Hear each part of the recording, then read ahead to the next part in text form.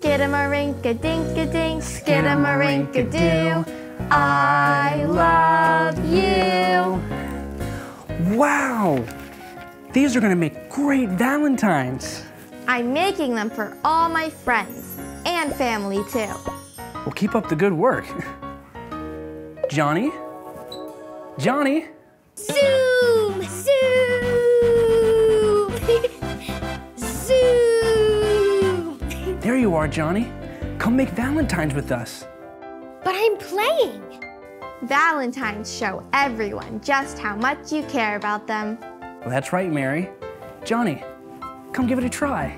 But I'm playing. Do you like my Valentine? Candy! I want to make a Valentine too. Here, make a card for someone who's special to you. For example, your sweet, smart sister.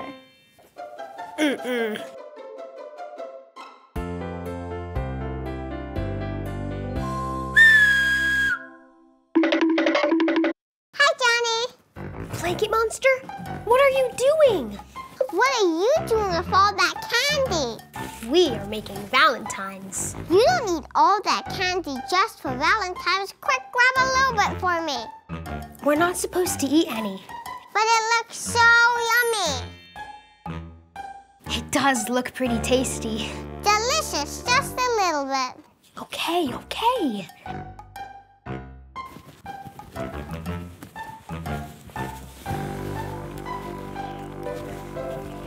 Skidamarinka-dink-a-dink, skidamarinka. Johnny? Johnny, what are you doing? Nothing. Come out, Johnny. But I'm busy.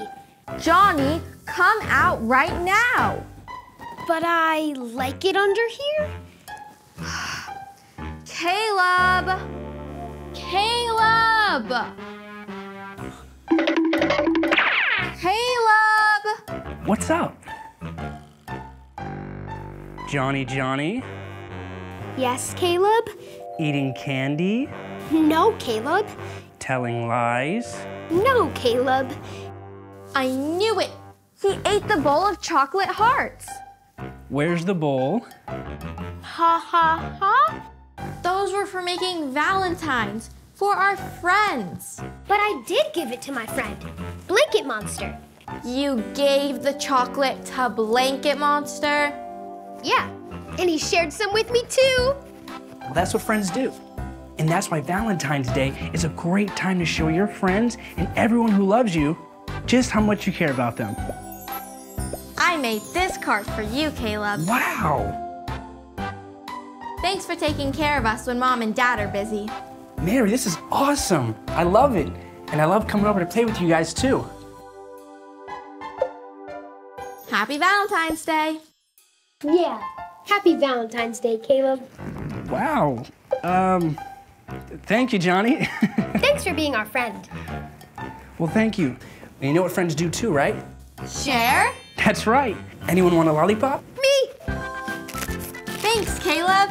And happy Valentine's Day. And happy Valentine's Day to everyone out there too. Happy Valentine's Day. We love you. We love you. Bye. Look at that smug duck. This silly duck can't stop admiring himself in the mirror. Smug Duck is very vain.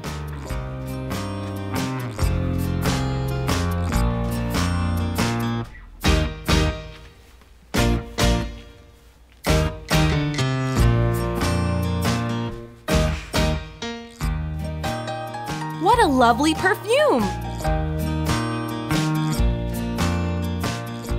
What could the little duckling be up to?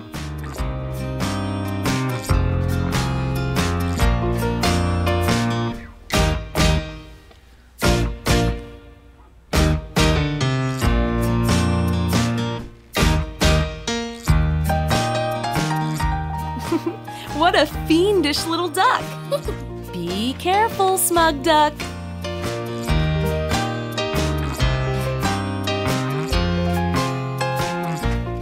very smug duckling very happily went for a walk. His tail was well perfumed. Boom, bada-doom, bada-doom.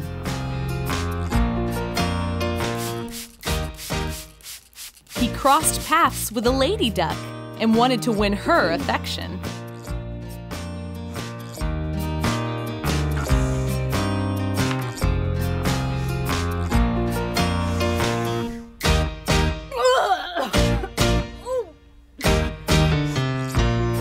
The lady duckling kept walking. Boom, bada-doom, bada-doom.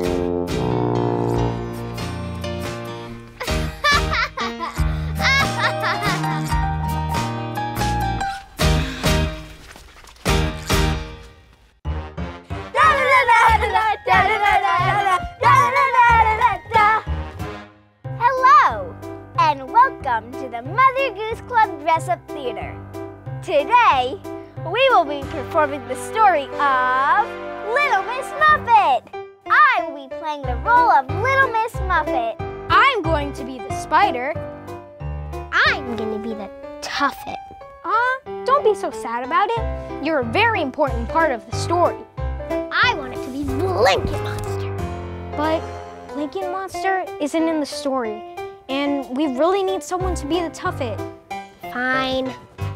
Well, without further ado, places everybody!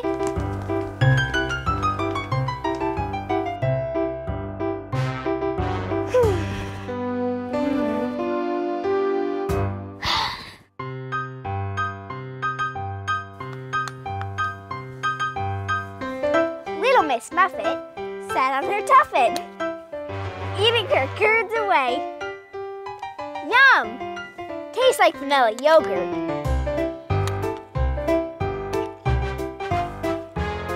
Along came a spider and sat down beside her. Hi-ya! Ah! And frightened Miss Muffet away. Thanks, Spider. No problem. Want some curds and whey? I'll pass.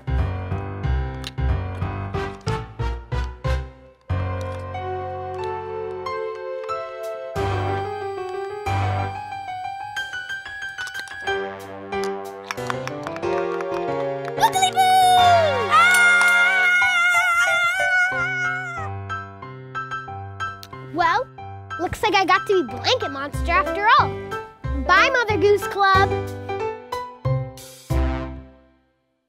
Da da da da da da da da da da da dum. Hello, and welcome to the Mother Goose Club Dress-Up Theater. Today, my friend and I will be performing the tale of Jack and Jill. I will be Jill. And I will be Jack. Places, everybody. Jack and Jill went up a hill to fetch a pail of water.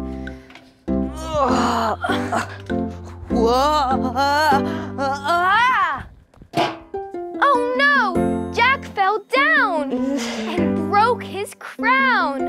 And Jill came tumbling after. Ow. Ow. That didn't go so well, huh, Jack? Nope. Up Jack got, and home did trot as fast as he could caper. And he went to bed to mend his head with vinegar and brown paper. Wait, vinegar? Yeah. Why? It smells awful. It'll make you feel better, I promise. Jill came in, and she did grin to see Jack's paper plaster. She jumped for joy to see her boy all healed from his disaster. Thanks, Jill, it worked. But we still haven't gotten our pail of water. I think we should build a staircase up the hill so we don't slip while we carry the heavy pail. That's a great idea. With stones and sticks and mud and bricks, they built with careful timing steps to guide them up the side the hill that they were climbing.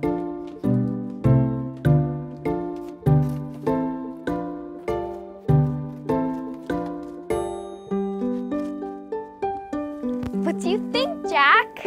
Looks pretty sturdy to me. Only one way to find out. Jack and Jill went up the hill to fetch a pail of water. The steps were good, and so they could live happily ever after. We did it, Jill. We make a pretty good team, Jack. Thanks for playing with us. You can act out your own Jack and Jill show at home, too. Bye, Mother Goose Club. Swim closer, children. I have a story for you. Story time. Tell it. I will. Okay. Once upon a time, very, very deep in the clear blue sea, there lived a little mermaid. I know this story. Maybe. But this story has been told by humans and merfolk for hundreds of years, and every time it's told, it's a little bit different. Tell it, please. Okay, so this little mermaid lived with her big sisters and her father. King Triton, ruler of the ocean. That's right. Her father ruled over all the creatures of the ocean, that is, except the wicked sea witch who was jealous of his power. Now, this little mermaid was a bright, thoughtful girl who was always asking questions about the world above the ocean. She carefully collected and studied all of the land objects that sank down to the ocean floor, like a ship's anchor, a fork, and especially a statue of a boy who had no fish tail, but instead 2 long legs on which to stand. At last, the little mermaid came of age and was allowed to rise up and explore the surface of the ocean. And there, she saw an enormous ship where a human prince was celebrating his birthday as well. As the little mermaid watched in wonder, a terrible storm struck, and the crashing waves knocked the prince from his ship. But the brave little mermaid battled the waves and swam with the prince to a nearby beach. Once the prince was safe on shore, the little mermaid sang him a song more beautiful than any human had ever heard before. But just as the prince was about to open his eyes, a search party of humans arrived and the little mermaid leapt back into the sea. So the prince never got to see who saved his life. That's right. But the prince was determined to find this brave young woman whose beautiful voice he would never forget. And the little mermaid, who had also fallen in love with the prince, was now more determined than ever to find a way to live on land. Sea witch. That's right. The little mermaid went to the sea witch and begged her for a way to become human. The sea witch agreed to give the little mermaid legs, but only if the little mermaid gave the witch her beautiful voice. And worse, if the prince did not return the little mermaid's love and ever married another, the little mermaid would have to return to the ocean and belong to the sea witch forever. Why would she agree to that? Well, the little mermaid was brave and determined, and she might not have thought through all of the bad things that could happen. Plus, she was in love. Ew. In any case, the little mermaid agreed to the sea witch's deal and was given legs. And finally able to leave the ocean, the little mermaid was thrilled to be able to explore the wide world above. She met the prince, who thought that there was something special about this young woman, although she could no longer speak to tell the prince that she was the one who saved his life. Still, the prince welcomed the little mermaid into his palace, where he was struck by her kindness, her sense of humor, and especially her interest in absolutely everything. Uh-oh. That's right. The sea witch grew worried that the prince would marry the little mermaid, so she used her wicked magic to give a visiting princess the little mermaid's voice. And upon hearing that beautiful voice, the prince thought that he had found the young woman who saved his life. And so he made plans to marry the human princess. Couldn't she write him a note or draw a picture or something? Well, the Little Mermaid did have one possibility. The Little Mermaid's sisters had gone to the sea witch and given her all of their beautiful hair in exchange for a dagger, which the Little Mermaid could use to stab the human princess and stop the wedding. But even though the Little Mermaid knew that she would have to return to the ocean and belong to the sea witch, the Little Mermaid would not hurt the human princess. On the day of the wedding, the sea witch came to claim the Little Mermaid. But the brave Little Mermaid used the magical dagger to stab the sea witch. And with that blow, the sea witch lost her power over the Little Mermaid and her voice returned. And the prince realized that it was the Little Mermaid who had saved him. And together, they battled the sea witch. The sea witch was defeated. That's right. The Little Mermaid was able to stay human, and she and the prince became wonderful rulers over their kingdom on land. But they also liked visiting her family's kingdom under the sea. And they lived happily ever after? Yes, they all lived happily ever after. That story was okay. Do you know any scarier ones? Well, once upon a time.